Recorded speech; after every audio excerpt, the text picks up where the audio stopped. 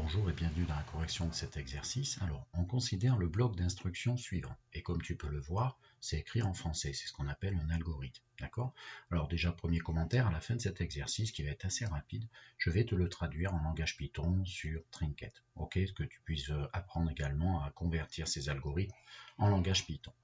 Alors, si on le regarde bien, première ligne, si x est strictement supérieur à 2 et x inférieur ou égal à 7, tu affiches ce message situé entre guillemets, sinon tu affiches celui-là. Et on te demande quel est alors l'affichage. Première question, si petit a, x fait 5,5. Alors, la question est, est-ce que 5,5 rend vrai ceci, qu'on appelle un test? Je vais te le souligner en bleu, disons, tout ce test, donc, et en fait, il faut que tu te poses la question, est-ce qu'en fait, ce test, il est vrai? S'il est vrai, ça va afficher ce qu'il y a juste derrière, et si c'est faux, ça affichera ce qu'il y a derrière le sinon. Alors, on reprend, et donc 5,5, est-ce qu'il est plus grand que 2? Ben oui. Et est-ce que 5,5 est inférieur ou égal à 7? Ben oui également. Donc, comme les deux conditions sont vraies, la condition est vraie, et donc ton test global est vrai. Du coup, ça va afficher x est dans l'intervalle, c'est ce que je t'affiche. Voilà pour la question petit a. Alors, deuxième question, mais cette fois-ci avec 12. Est-ce que 12 est plus grand que 2? Oui. Et est-ce que 12 est inférieur ou égal à 7? Eh bien non. Du coup, cette partie du test étant fausse, avec la condition A, il faut que tous les ingrédients aient pour réponse oui.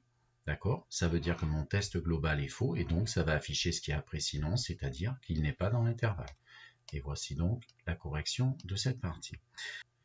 Dernière question de cet exercice, ce bloc d'instructions sert à tester si x appartient à un intervalle. Lequel? Eh bien, si tu regardes bien, ton intervalle, il est écrit là. En fait, si x est dans, vérifie ces deux conditions, il est dans l'intervalle. D'accord? C'est ce qui sort ici, en cas de vrai. Donc, eh bien, x, il doit être plus grand que 2 et plus petit ou égal à 7. Eh bien, tout simplement, il est strictement au-dessus de 2.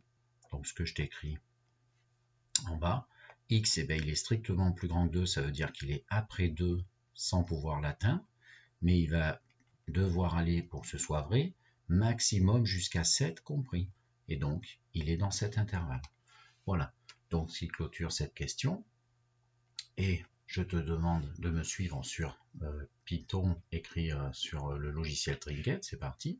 Donc, la première chose à faire, c'est de demander la commande input, ton petit texte que tu mets, qui va s'afficher pour ta demande, et je mets ici float, d'accord, pour dire que ça va être un nombre quelconque, un nombre réel.